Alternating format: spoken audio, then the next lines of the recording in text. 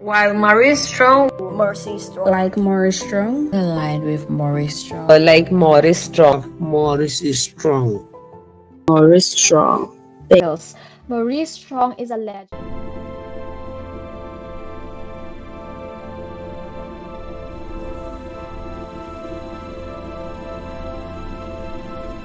do we have visionaries and global leaders today like Maurice Strong?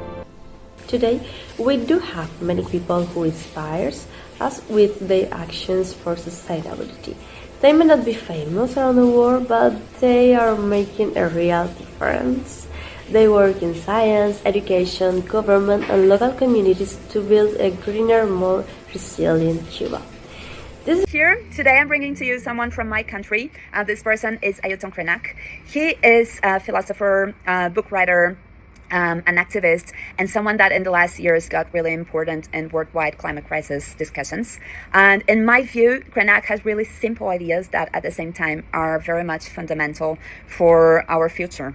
So his main books are The Future is Ancestral, Ideas to Postpone the End of the World, and also The World is Not for Sale. So from the titles we can grasp what his thoughts are, and here I bring to you his central ideas. So the first one is that humans are nature. Krenak understands that at some point we have detached ourselves from the idea of what nature is, and that this is fundamentally creating climate crisis. Also, he talks a lot about the idea of the future as being ancestral. So the need for us to look backwards, to look to the indigenous knowledge and all of the ancestral knowledge we have from people that came before of us, because they knew how to live in a sustainable planet and how to look at things in a more sustainable way. And this is fundamentally linked to his view about development. Krenak understands that development and progress as we see it nowadays, it's kind of a myth that perpetuates environmental degradation and social inequity. We're always looking at the planet as a source of products, of money, of power, and that creates all of the unbalanced scenario that we have today that is feeding the climate crisis.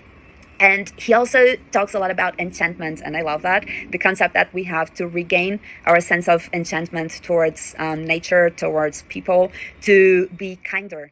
To me, I would select Dr. Jane Goodall, as a global visionary from my generations and for new generation as well.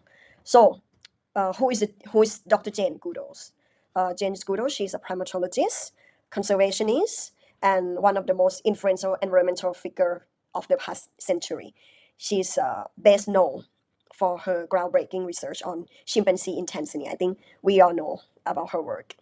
But her impact goes far beyond gender science. She has become the global moral voice for nature, biodiversity, and also the conservations. Why? She's considered as a visionary. I already separate into four main topics based on her work. The first one, transforming our understanding of animals. Her decades-long research at Gombe changed how the world sees the animals. Jane Goodall showed that protecting wildlife is only possible when habitat conservation is linked with the sustainable livelihoods of local communities. In 1977, she became the founder of Global Sustainability Initiatives by establishing the Jane Goodall Institute, which supports wildlife conservation, reforestation, and climate-resilient land use to fight climate change. In 1991, she empowered youth for climate action by launching Roots and Shores, a global program that inspires young people to take action for the environment and animals and communities. Hi everyone, my name is Nyla and I am from St. Lucia, and I want to talk to you about Dr. James Fletcher. So if you're asking whether leaders like Maurice Strong still exist, he is a very good example. Dr. Fletcher is a former minister responsible for sustainable development, and he has also served as a top civil servant in St. Lucia, whether it be permanent secretary, cabinet secretary, and even as far as the director of social and sustainable development for the OECS. So he's been at every level of decision making, whether it be national, regional, or global, and that's part of what makes him stand out so much. What drives him is a very clear idea that small island states like mine should not just be victims of climate change, but we need to be leaders in how we respond to it. His vision is a Caribbean powered by renewable energy, protected from extreme climate impacts, and supported by policies that are fair and inclusive. Hello, I'm Tini Checo from Dominican Republic. I'm President Yolanda Leon. She's a Dominican biologist and president of Grupo Jaragua, one of the most important conservation NGO in the Caribbean. And her influence and leadership style, she inspired young biologists, local community, and policymakers to encourage them to make denunciations. Her global and regional impact, she has been influenced national policies and protect the area and the biodiversity in the Dominican Republic with effect across the Caribbean. Hi everyone, I will be talking about Ajay Banga. His vision isn't just about poverty anymore. It's about creating a world free of poverty on a livable planet. He insists that we cannot address human prosperity without simultaneously tackling the climate crisis. Ajay Banga, the current president of the World Bank Group, Banga has fundamentally redefined the bank's core mission. Banga brings an urgent, action oriented approach to global finance. He argues that traditional financial models are insufficient for our current interconnected crisis, climate change, pandemics, conflict, and food security. His entire strategy can be summarized in his one powerful phrase: we have to go bigger, better, and bolder. Good afternoon, everyone. My name is James Sobende from Zimbabwe. As we continue to appreciate the works of Maurice Strong, I would also want to call upon another visionary. Even though she is late, I believe she's still with us, and the works we continue to recognize because we can still feel her impact from a global perspective.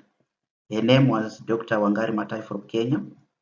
She founded the Green Belt movement, which saw the planting of 51 million trees in Kenya, and with it saw poverty reduction as part of the program objectives and also outcomes. In 2004, she was awarded the Nobel Peace Prize, which is quite a notable prize, and certain presidents of certain countries still vie for them without success. So I believe it's a recognition of her work at a global stage. In 2005, she was the first president of the African Union's ECOSOC, an arm which deals with voicing community concerns around the economy, society, and cultural issues.